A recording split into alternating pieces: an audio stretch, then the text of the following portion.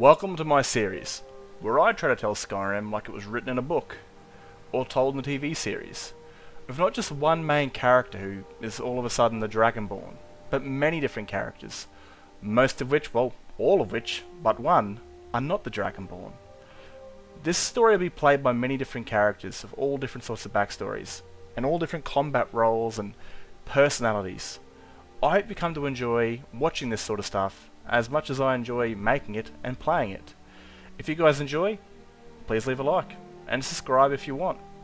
And of course, if you're feeling a bit chatty, drop me a comment and it'll be fun to have a conversation. Anyway, I'm going to let you get to this. Have fun. Now I'm going to put this at the very start of the intro. This is probably one of my most mature stories of a character. There is thoughts of suicide, there is mental, physical, and most likely sexual abuse in this story, so if you've suffered from any of those, probably not for you. Be advised, this entire series is to tell a mature story of Skyrim, something you'd expect to read in a book or watch in a TV series. So, just warn you in case you're sensitive to that sort of stuff due to your life or a friend's life. Anyway, I hope you enjoy, and I'll let you get back to the intro. Or skip it, like I do. Chapter 24. The Thief. My name is Tofa. Tofa the Fox, and I'm a member of the Thieves Guild. How did I end up here with the guild? Well, it's a long story, which goes back many years. It all starts here in Riften. When I was around 5, my father walked me into the orphanage and I never saw him again. While I was very young, the orphanage was run by a very nice old lady called Siggy Kindheart. But when I was around 9 or 10, she died and her assistant took over. She was a total bitch. Even earned the nickname Grellord the Kind. When I was 16 or 17, I left. You see, I don't really know how old I am. Father never told them before he abandoned me. I ran away from that place and never looked back. I was better off on my own than waiting to be thrown out by that bitch. I ended up joining up with bandits. They were a little rough, killing whoever they liked. I didn't see the sense in that. All that did was earn you a high bounty. Growing up in the orphanage taught me to look after myself, but life was freeing on the roads. It was nice living by my own choices. After a year or so, I left and made my own crew. We wouldn't kill needlessly, unless of course it was those elven Thalmor. They were target practice. They always had this different kind of gold coin on them. From what I was told, it was some Aldmeri septum or whatever. Nobody cared that we killed these guys. It never brought any heat. That being said, we wouldn't go around murdering everyone on the roads. If it was a trade caravan, we would rob it, but try our best to not spill blood. Our main targets were other bandits. I know. There's no honor amongst thieves. But honor doesn't cure hunger, gold does. We were stealing from those that stole off others. They did all the hard work for us. I thought, how do I earn gold out on the roads without all of Skyrim hunting for my head? Well, it's then I realized that I should be raiding other bandits. They'll have everything we need, without the bounty that comes. We'd eat their food, drink their ales and wines, sleep in their beds, and take all of their gold. Once the food and drink ran out, we'd find another bandit camp we could handle. We went after smaller crews, or ones we could at least handle. I learned everything I needed to know as a bandit. I became quite lethal with a bow. I learned to think before I acted. Life out on the roads wasn't forgiving or fair, so you had to use your head, or you lost it. This was a good life. I had a crew that were like my family. Most of them were older than me, but all of them knew hardship. That's how they ended up as bandits. You're thinking bandits are just scum who don't care about anything apart from gold? Most of us, yes. But some just needed a place to belong and a way of not starving to death. We were doing Skyrim a favor. We'd kill and take from those who would steal, murder, and rape. Each trip, our gold purses got a little heavier, and our bellies stayed full. We did this for around a year, moving around Skyrim, leaving none alive to tell any other crews. Sure, we did rob people on the roads, and some of them even tried to fight back. We had to kill people along the way. But I tried my very best to not kill people. Wasn't because I didn't like it. It was like I said earlier, it brought down too much heat. During this time, there was small fighting with the Imperials and the rebels. We attacked neither side. Both were trained soldiers. The rebels were more than willing to snuff out any bandits they found. The Imperials didn't really care as long as you weren't causing too much trouble on the roads. And that wasn't us. We didn't want the attention of the Imperials or rebel forces.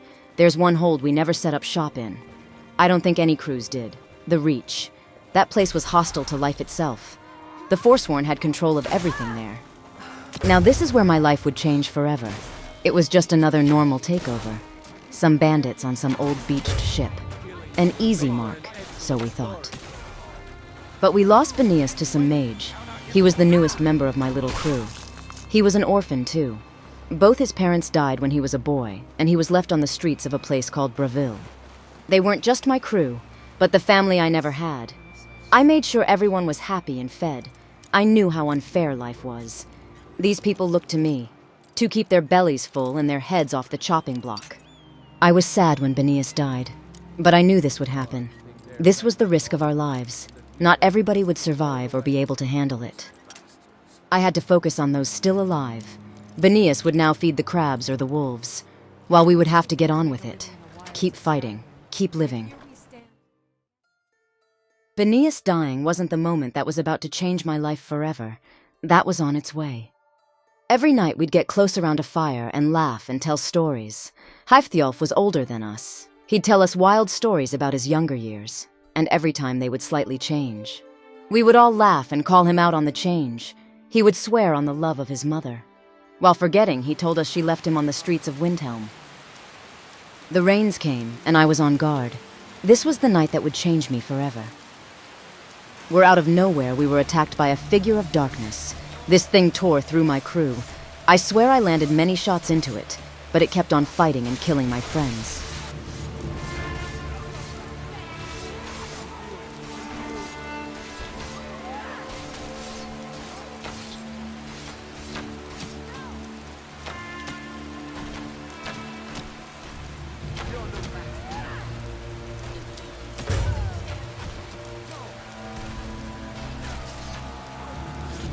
How in oblivion did it not fall?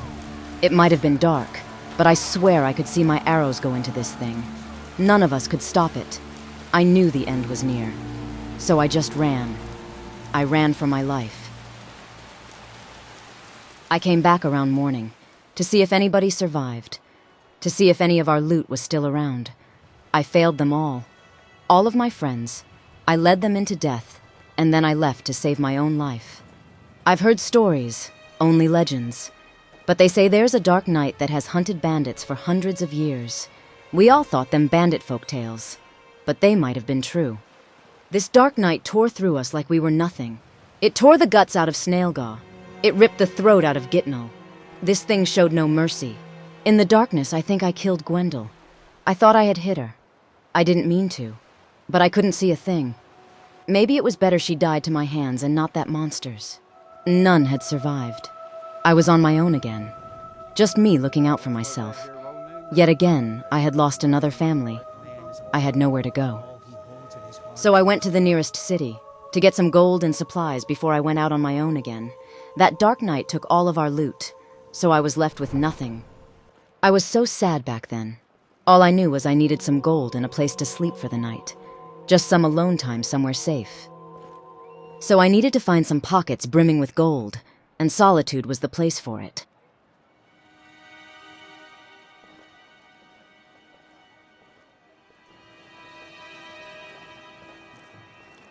The finest fish here. Your fruit are looking a little less ripe today. I stole a coin purse of what looked like a wealthy elf. More than enough for a room and some food, and plenty of wine to drink my sadness away. At this time, I would have been 18 or 19, but I had to grow up sooner than most kids in Skyrim. But this feeling on being alone came back, like I was a lost little girl again. I didn't know what to do after this. I had no friends, no plan, and no gold. I was close to jumping off the Solitude Bridge, just ending it all. The irony of feeling so alone in a place called Solitude was the perfect place to drown my sadness away, or let gravity take me elsewhere. I guess I was drinking my guilt away, for just running away, leaving them to all die, and leaving them all behind to be eaten by the crabs. I know I left them behind, but we knew that life was survival of the fittest. Those who fall must be left behind, that only those strong enough can live this life.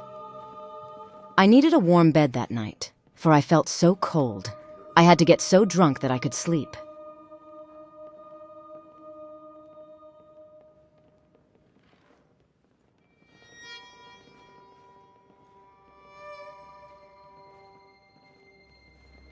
When the morning came around, I still had enough gold to get some breakfast, and I'd spend whatever I have left on arrows.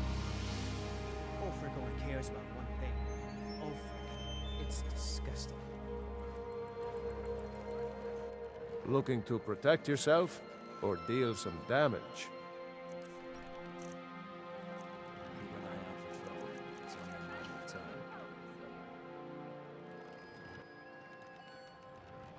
Once I stocked up and spent all my gold, it was time to leave Solitude, before I was offered work by some scaleback bastards that would one day regret offering me work. Finest fish here.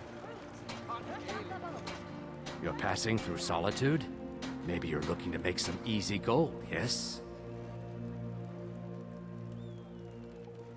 It's easy to find things to sell. Things nobody will miss. Things from underground, or just left lying around in someone's house. I bet the two of us were very alike. So why not take the next step? We can help each other. My sister Dija and I are treasure hunters. We like to collect things. I knew you looked like a clever one. With the war, many more ships come through these docks, loaded with weapons and pay, but few people, and they pass through dangerous waters. We have an interest in one of those boats, the Ice Runner. The Solitude Lighthouse will be guiding it in, but if its fire were to go out, the Ice Runner would run aground. What an interesting idea. I think if someone were to do something like that, there would definitely be a certain amount of loot to be shared. Yes, if someone were to put out the lighthouse fire and then meet me on the docks afterwards, I could certainly direct them to that loot. I had no idea what was going to happen. I was just happy that I had work, a way to get paid. I was too trusting because my crew were close to me. I waited for the afternoon to arrive. Then I would proceed to take out the fire on the lighthouse, which would make this ship run aground.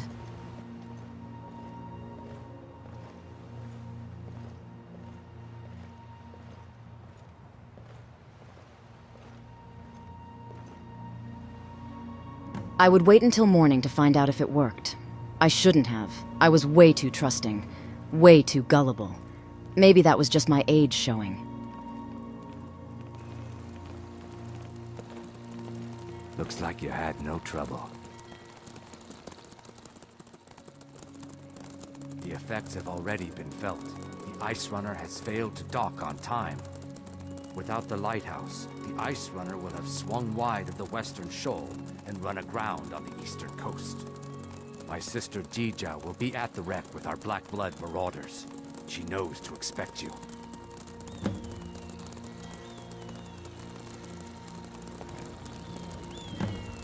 I was off to collect my cut. All I could carry, a merchant ship had enough for all of us, and I needed all I could carry during that time. It was certainly beached, still very much intact. These Black Blood marauders had already dealt with the guards. I remember the merchants in Solitude complaining about this crew. I wasn't normally one to help known crews or kill people, but I was desperate. I'd kill whoever and whatever I needed to get some gold. I didn't have the luxury of choosing.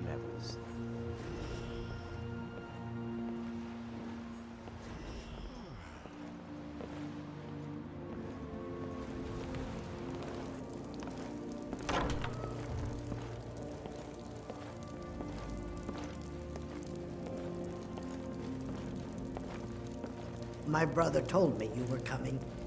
I'm supposed to give you what you've earned. Ha! I'm afraid the loot's already been moved. You've been useful to the Black Bloods, though. You've earned a quick death. You should leave, now. I should have seen that coming. Bandits are scum. Most of us were anyway. I had just lost what I considered to be my family and all of my gold. I wasn't going to let some scaleback bastards rob me. I had lost too much to lie down and just die. I'd kill everyone for this betrayal. I killed Jari's sister, and she had a note letting me know where he was. I wasn't going to stop until every last Black Blood bandit was dead, or I died trying. I had nothing left to lose, and everything to gain.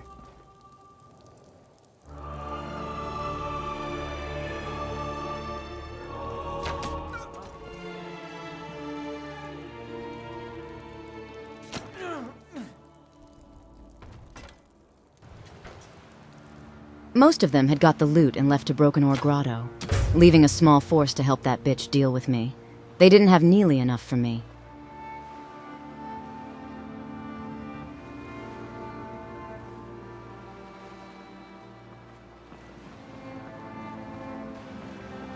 I'd leave straight away following the north coast of Skyrim until I found this Broken Ore Grotto. I would have my vengeance and my loot.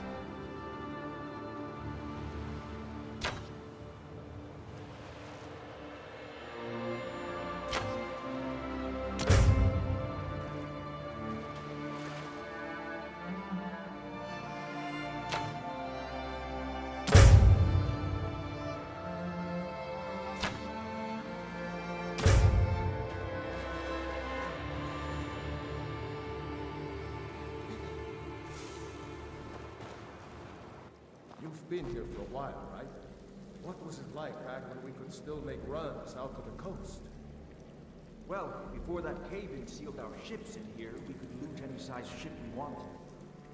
Where did you keep all that loot? I've been here almost a year and haven't seen any of it. The captain has it locked away in that drowned ship by his quarters. He says it's to keep it They were once pirates before their ships were sealed in here. They also mentioned a chest hidden away by their captain. I would take this too. It was all going to be mine.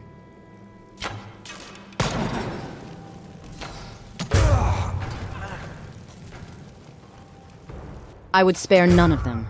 I had enough of the world taking everything away from me, leaving me with nothing. I would have no more of being used and disregarded by fate.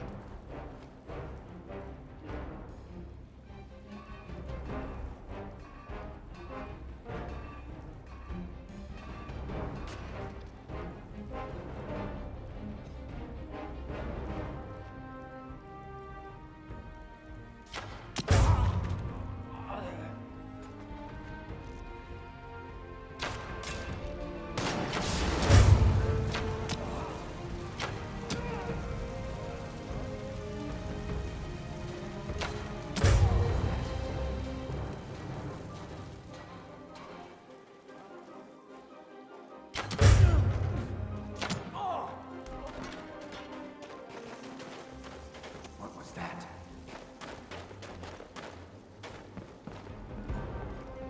First you murder my sister, then you massacre my men. To oblivion with your loot. This ends now. That scaleback prick and his sister got what they deserved. They tried to cut me out of the loot, and I got to take it all. In all my life, I've never seen this much loot. I was set. They had golden jewelry, enchanted weapons, sacks full of septums. So I decided to take everything I could carry on my person and sell it in solitude to get more gold. Greed was my downfall that day. Greed and anger.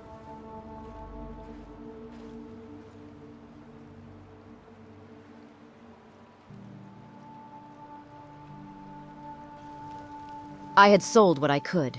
But when I left the shop, I was confronted by an Imperial soldier who was placing me under arrest. You see, I was spotted by the lighthouse keeper leaving with the fire sabotaged, and then the ship running aground, and then caught selling the loot. Life had truly shown me that I wasn't in charge. Just when I thought I was winning, I'm charged for beaching a ship and the death of all its sailors. I was to be executed. But I was never given a date. I would just have to wait until they killed me. I was imprisoned during the 5th of Hearthfire during the year 200. 6 months had passed, and still my head was connected to my body. News was traveling that the High King was murdered by the Jarl of Windhelm, and he was led out of the city by a guard. He joined us in the dungeon. His name was Rogvir, I think. 3 months into my imprisonment, I was thrown around by guards that wanted a pretty young woman. I was powerless to stop them. But 6 months into that, life wasn't too bad. There was this one guard. He was nice. He didn't treat me like a piece of meat. He would bring me food and wine and talk to me. He was a good sort. I generally enjoyed his company. He never told me his name, but I had a strange feeling about him, like he was made for greatness. He told me the same thing, that he had this weird feeling about me, that he felt like I would change the world somehow. I don't know how, though, with my head leaving my body. The last time I saw him, he was escorting Rogvir to his execution. I hope that all went well for him. He was nice to me when he didn't need to be, and during those times I needed that. Another 6 months had passed, and I still had my head. I was caged for a year, before my luck would finally turn around, while leaning on a wall before it collapsed. Finally, my luck had returned. I took my opportunity and escaped before they did kill me, or kept abusing me. I finally had the chance to escape. I needed to be quick. The guards would have heard that noise, so I needed to be like a fox, quick and unseen. It had been so long since I could see the sky, or the feeling of having rain touch your skin again after so long. But I couldn't just sit there amazed. I needed to get out of the city quick.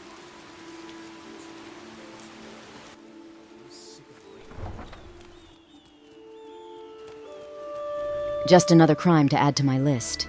Grand theft gallop. Was already losing my head. This couldn't hurt. I rode until that horse was tired, and I was far enough from solitude to feel safe. The first thing I wanted to do was have a bath. It had been so long since I had bathed.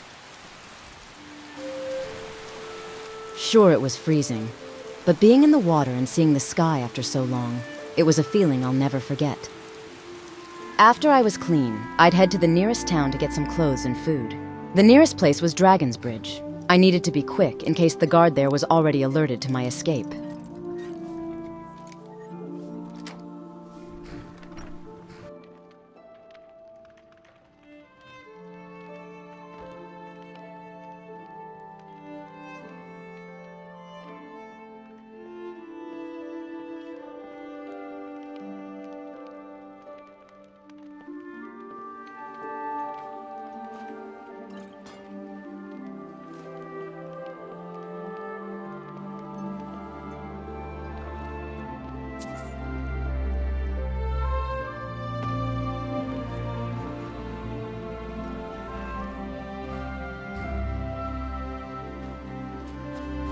You're not planning any trouble. While I was locked away, I did hear these Stormcloaks attacked Whiterun, that this civil war had properly started. Back when I left Riften as a girl and became a bandit, the Stormcloaks kept to their borders. Now they're out here fighting a war. I decided to head west. I'd travel into the Reach and stay off the roads because of the Forsworn. Markarth would be a good place to start a new chapter of my life.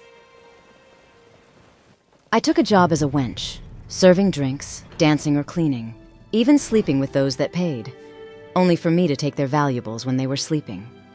I was only here for a week before I was given a letter to meet a client for sex. Their money was good, and if he could offer that, then this client had more to take. So I accepted. So I'd leave at night. I was told to be quiet, so my guess was he was married. I'd leave at the dead of night and be sent to the Markarth Treasury House. This was good. This was really good. I'd get an inside look of this treasury, find out how it works. Then I could take all of it.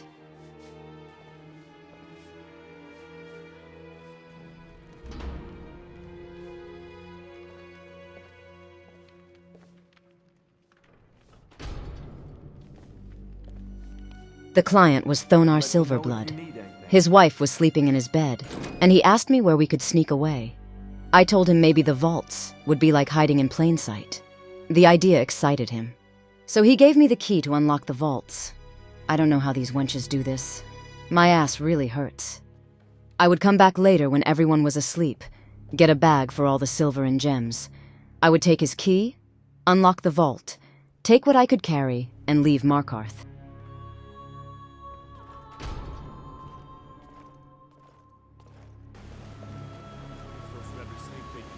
The sun was coming up, so I had to be quick, and I had to not alert the guards. I had to be in and out like a fox.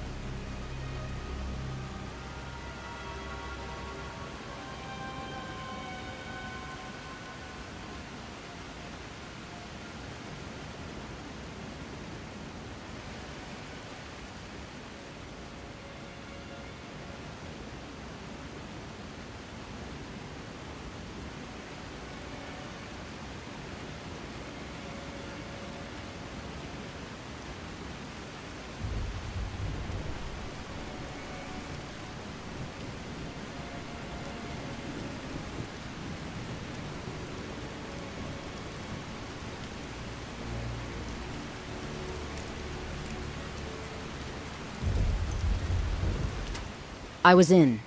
It was time to get to work.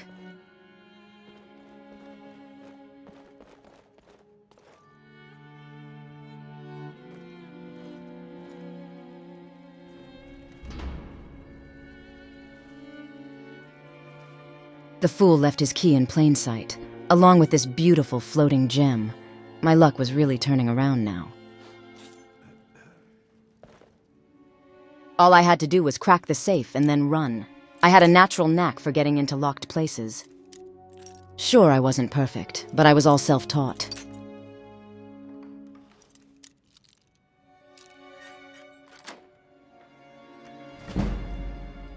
The vault was opened, and it had so much gold, and a new bow.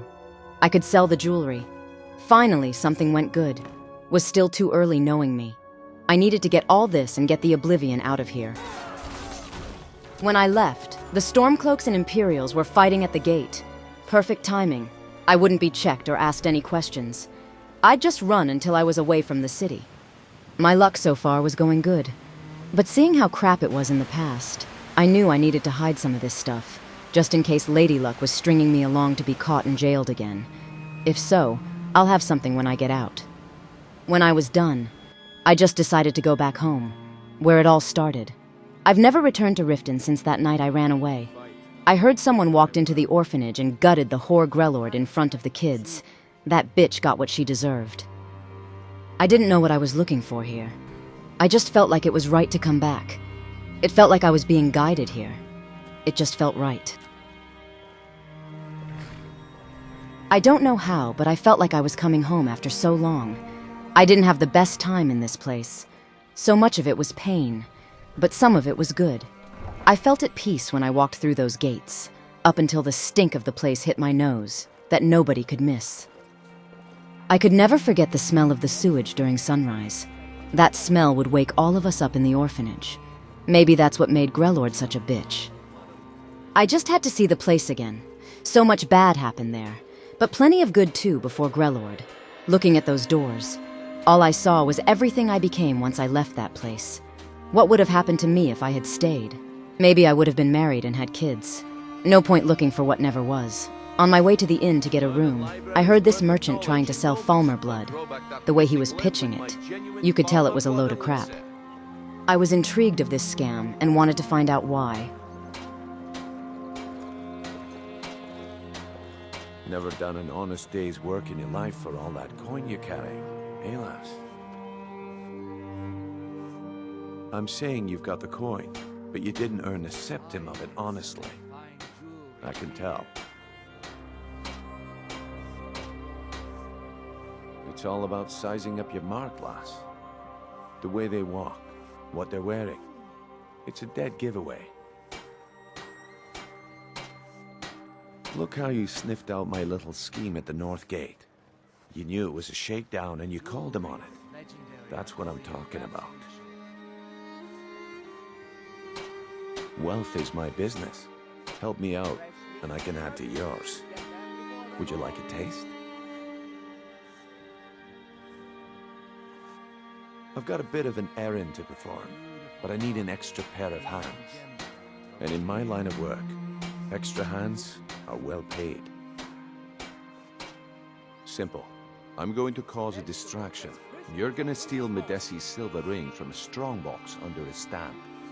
Once you have it, I want you to place it in Branche's pocket without him noticing.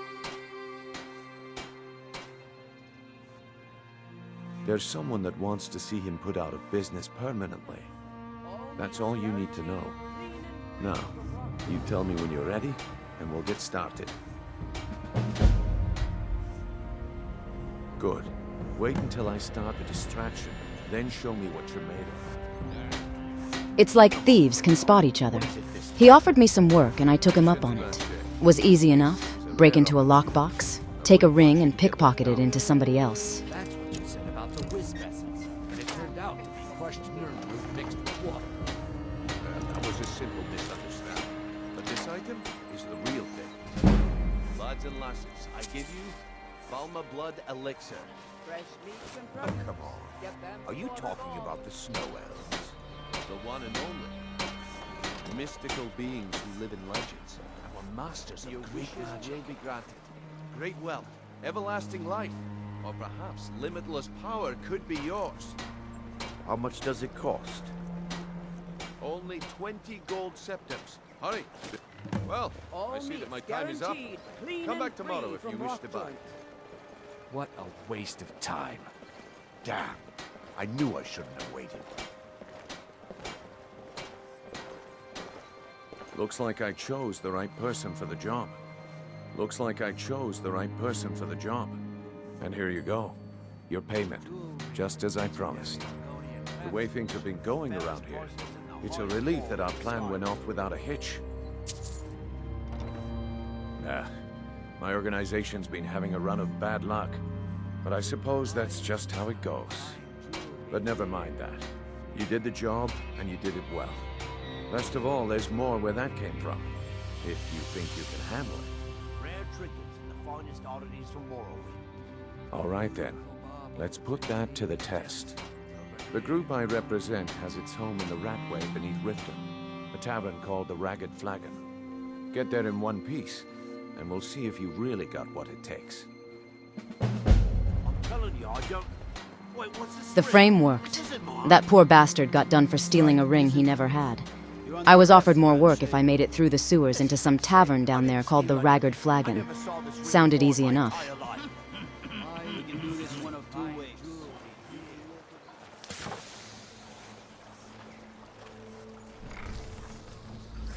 The place smelt so awful down here. Not of shit and piss, but of rotten flesh. God, I would have preferred the shit. Seems like all the dead from the lake wash up into the sewers and reanimate. That so-called easy test wasn't so easy. The place was designed to keep people out. Or kill them. Or test them. I finally made it to this tavern, if you could call it that. The place looked like a wreck. I've seen sunken forts with more life than this place. Still, I made it here. So they better have something for me. Seeing that thing shocked me. It was like a saber-tooth, but I've never seen them like that or tamed. All heard that one before, Bryn. Quit kidding yourself.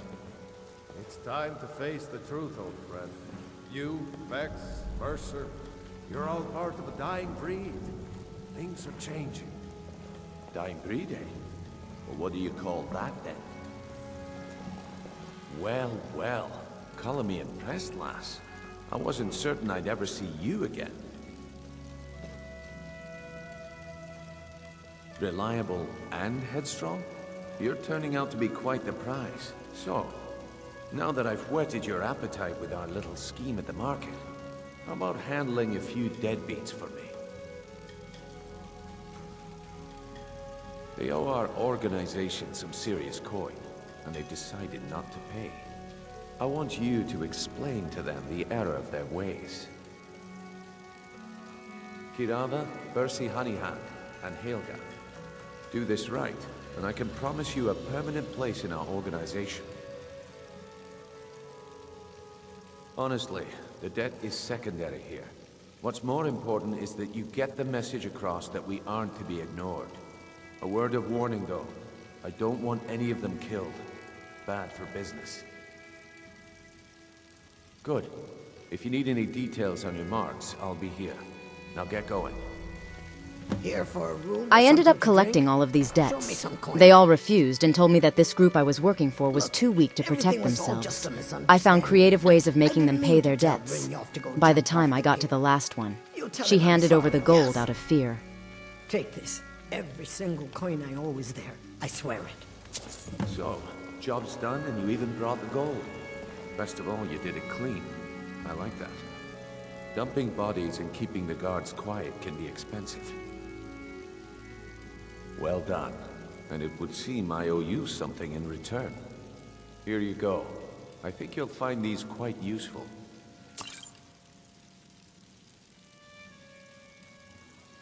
Judging from how well you've handled those shopkeepers, I'd say you've done more than simply prove yourself. We need people like you in our outfit. That's the spirit. Larceny's in your blood. The telltale sign of a practiced thief. I think you'll do more than just fit in around here. What's on your mind? We've run into a rough patch lately, but it's nothing to be concerned about. Tell you what, you keep making us coin, and I'll worry about everything else. Fair enough? Now, if there are no more questions, how about following me and I'll show you what we're all about? He offered me a spot in his organization. Even though they were having some bad luck, I'd have a place, and maybe my good luck could rub off on them. It was just nice to be offered work and join a new crew. I was off to see the boss. Something was off about him. I don't know. He had that look about him. Something about him gave me a bad feeling. He had that look I've seen on bandits that would stab you in the back without a second thought. Maybe I've just seen too many like that and see it in everything now. Mercer, this is the one I was talking about. Our new recruit. This better not be another waste of the Guild's resources, Brynjolf. Before we continue, I want to make one thing perfectly clear. If you play by the rules, you walk away rich. You break the rules and you lose your share. No debates, no discussions. We do what we say, when we say. Do I make myself clear? Good, then I think it's time we put your expertise to the test. Wait a moment. You're not talking about Golden Glow, are you? Even our little Vex couldn't get in. You claim this recruit possesses an aptitude for our line of work. So let her prove it. Golden Glow Estate is critically important to one of our largest clients. However, the owner has suddenly decided to take matters into his own hands and shut us out. He needs to be taught a lesson. Brynjolf will provide you with the details. Mercer, aren't you forgetting something? Oh, yes. Since Brynjolf assures me you'll be nothing but a benefit to us, then you're in. Welcome to the Thieves Guild. Welcome to the family, lass. I'm expecting you to make us a lot of coin, so don't disappoint me. Simple.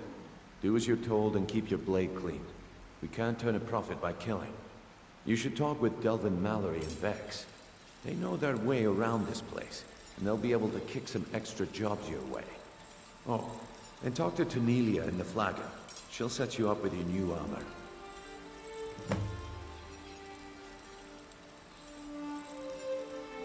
Golden Glow Estate is a bee farm.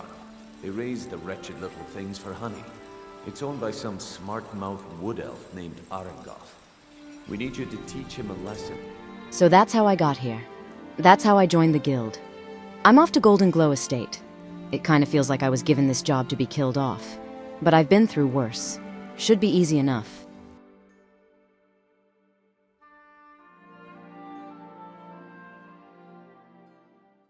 Welcome back to the outro. Man, I've got to say that this is probably my best story. Because even though I made it like a month ago, she's replaced Tonraq, who was my last Thieves Guild character. Dude, this is like mature as shit. As in like, you know, someone that went through a rough life. Abandoned by her father, brutalized by the orphanage caretaker as a young girl, thrown out into the wild world to become a bandit and kill people, having her entire group or crew that she created slaughtered in front of her, having to be thrown in jail and abused by soldiers and then sell herself as a whore. You know, that was rough, man. That was like, you know, and the reason I went through this sort of route is because she knows how rough and unfair life is. She says she's not going to be fairy tale, you know, she's not going to be bad, but she's not going to be good. And there's a reason to why, you'll see her in the future, because I don't want to spoil it, but she's going to be an awesome character in someone's time of need. But, man, so things on the chapter I want to talk about, like the time where a crew got wiped out, I was going to do like a bandit retaliation, like the bandits had united against her and wiped her and her crew out, like, you know, like she had to run again. But then I was around the campfire and the fires went out and the rain came down, I was like, ooh, it's night time too. I know who could do this, and it was so much better, man, because even telling the story, you know, like I'm trying to shoot this let's just get an over done with. That's Cecilia. I'm trying to pump her full of arrows, and nothing's happening, and she's killing everybody. I'm like, holy shit! Like, what? Like, I know I've designed this, but I still felt somewhat of like scared fighting her. It was like, holy shit! And if she got too close to me, she probably would have 1 or 2 hit me, so I had to run for the sake of the story. Having her show up, it kind of shows like she is, you know, she's a bandit, not a bandit, she's a bounty hunter vampire. Has been hunting bandits for ages, and she ran a danger of a hunt. She still hunts those that she believes don't deserve any mercy. And that's why she sees bandits. She doesn't spare them because they're scum to her. All they do is kill, rape, and steal. So she's got no mercy to spare, because she was one of the first original group members, join-ups of the Vigil of Stendar back after the Oblivion Crisis. And having her show up was kind of like a little, it's like a, what do they call it, in other things like Star Wars, fan service, I don't know. But to me, I loved it. I thought that was cool. That was like fucking scary as having her come through this clean house. And then in the prison, you know, when she...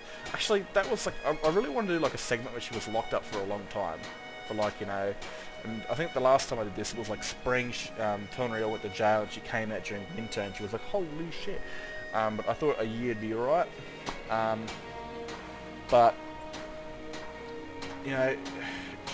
And I was like, how the hell do I get to go to jail? And I was like, I had a tough time thinking about it. This is like way back. And that was like when I thought about the Argonian that gives you the mission to crash the ship. And I was like, that's a really good actual quest line for a thief. Want to do that? And while she's doing that, while she puts the fire out, she's walking back and she's spotted by the lighthouse keeper. He goes up to try and relight it, but it's been sabotaged. He can't relight it, but he's seen who did it. You know, and her having red hair and her outfit, he goes to Solitude, he informs them what's happened. You know, the ship crashes, and basically they see this redhead walk into the city, goes in, tries to sell the gear, sells the gear, comes out, and they're waiting for her. You know, she's then charged for sinking or crashing a ship, killing all its personnel, and selling the loot, because, you know, nobody exactly knew who did it, apart from a few dead pirates, so she's the one to blame, and she's going to be the dead one. But she's just left in there, and they kind of forget about her, they just leave her in a cell for a year, before, you know, and eventually she meets a soldier, who's nobody at the moment. He's just a prison guard. And the first time we see him is, I don't know what chapter it is.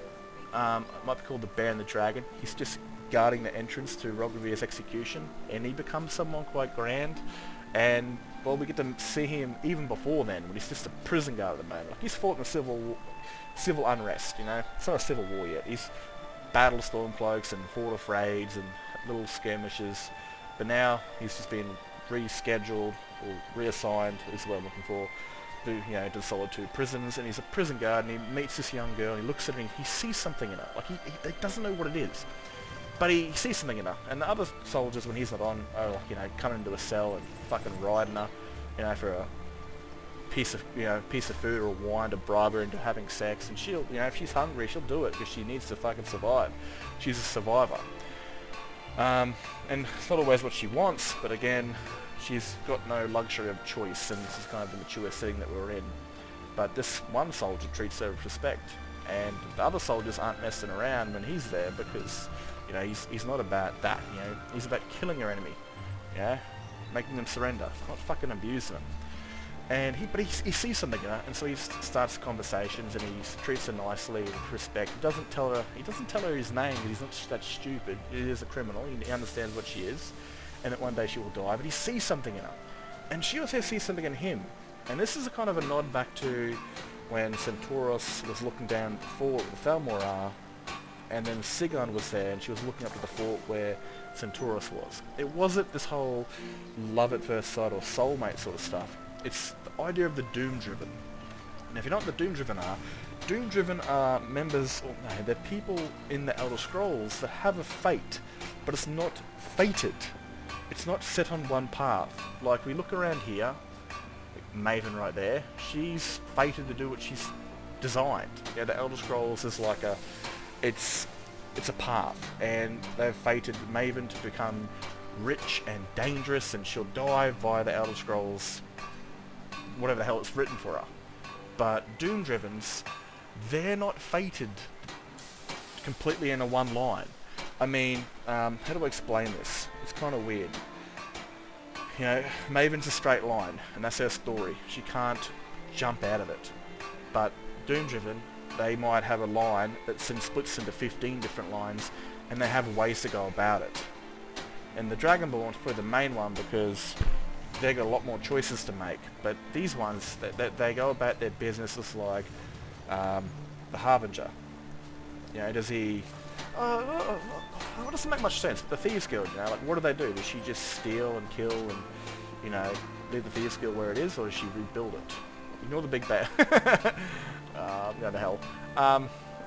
They have more room to wiggle in their fate, you know, more outcomes for their story.